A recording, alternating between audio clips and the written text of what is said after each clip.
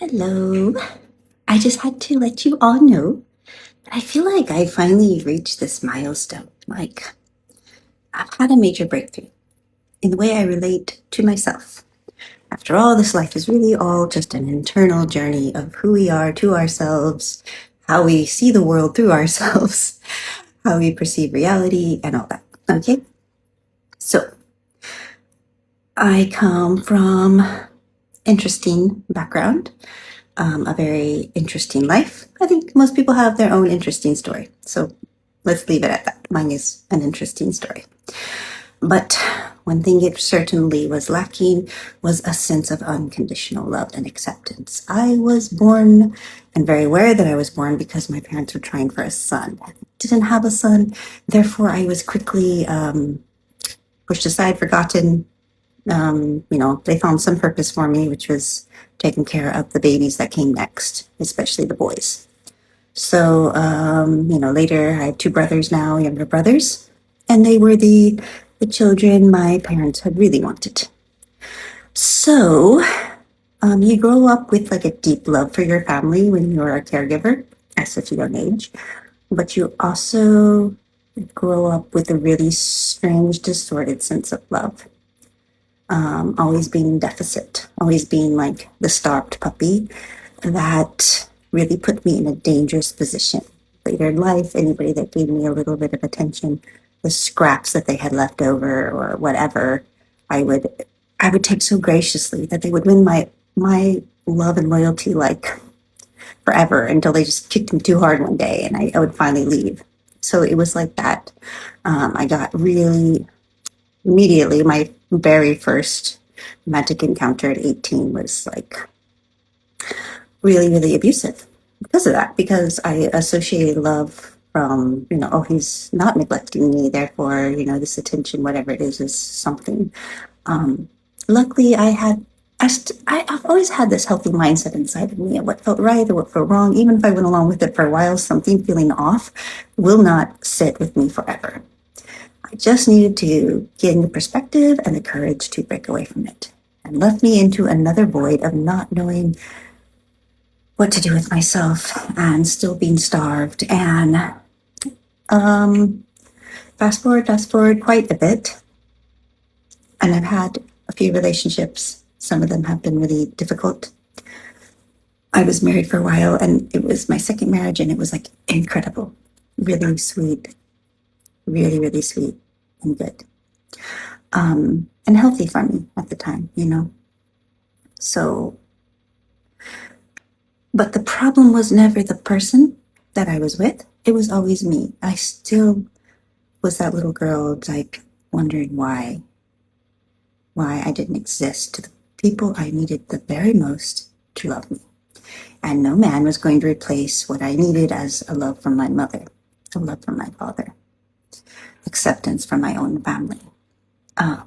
So that is a wound that I had to go on the deep end to heal for myself. And I never knew if I was making any progress because I would still get these really strong attachments to men that now I felt were worthy of good love, but also had such a limited capacity to love and hold me back. Even if I sensed they wanted to, I would see so much good in them, but also see ultimately that, again, I was being neglected or forgotten or left to take care of myself because I'm so good at that. I'm very independent, and that can make people get this false sense of, well, she's handling it, so I'm going to make other things more important and let her handle herself.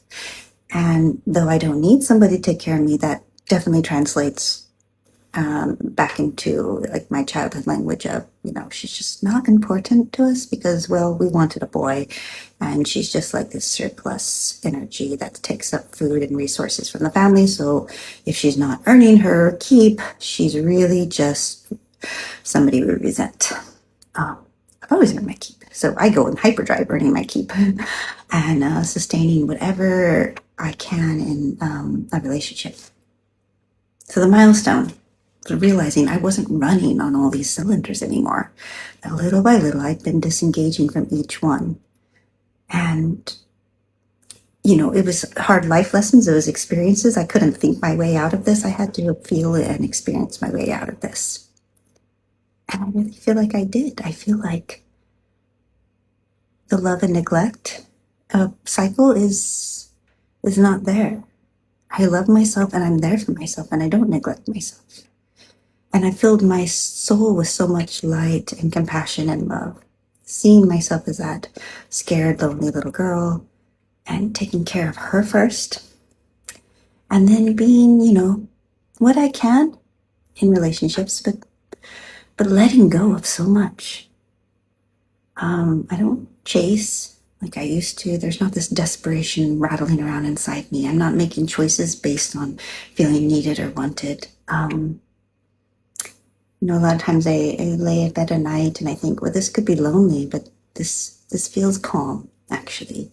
And, I don't mind having someone to snuggle against.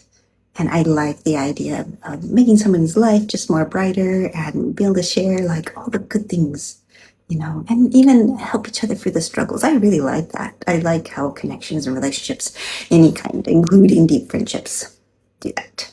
For me, they're really healthy. They're really good for me. And I choose the healthy ones and I walk away from the ones that I know aren't healthy, not for lack of the other person, but for a situation that just doesn't work for both of us. So yeah, that's my milestone is I don't feel this void inside anymore, this desperation. I don't feel the grief that I felt, I think, my whole life in different forms. A grief of never being chosen, of seeing the people I love the most walk away and wondering why. And I'm in some small way grateful for that.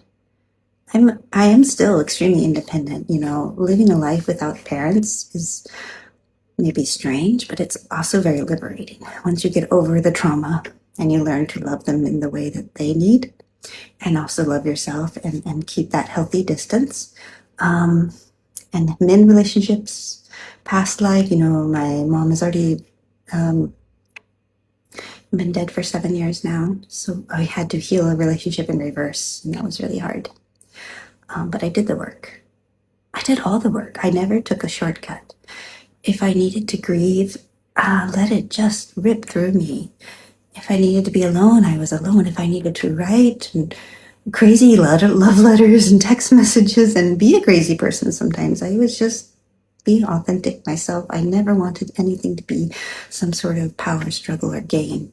Just be real. And if it came back to me, then good. And if it didn't, then I would mourn it properly and release it when I was ready. And yeah, I wanted to be ready like today. I wanted to be free of this heavy heart, this broken heart for, much, much sooner, because I recognized I was traveling through like incredibly beautiful countries with mesmerizing scenes in front of me and feeling like they were just the lifeline of keeping me alive because of the pain of a broken heart. Where I should have been standing there in awe and giggling with joy at this moment, I knew it was just barely keeping me alive. And I feel like, okay, that took away something, but actually I was where I needed to be. So everything has been meaningful, purposeful, made me stronger in a way that the kind of strength I want to be. I don't want to be this like, I'm so tough, I don't care about anything.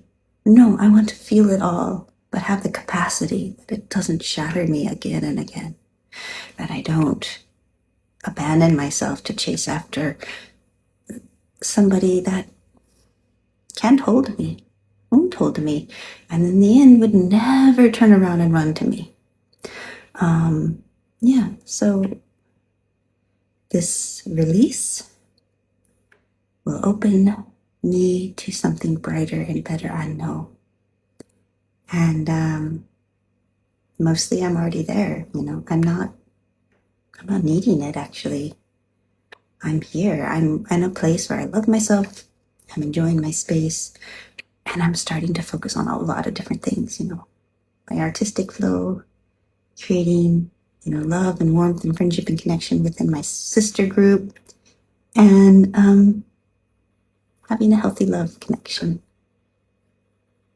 that I can be myself fully in. when I'm ready, how I'm ready, show up honest, strong, and authentic, but never give more than I can. Never abandon myself for it.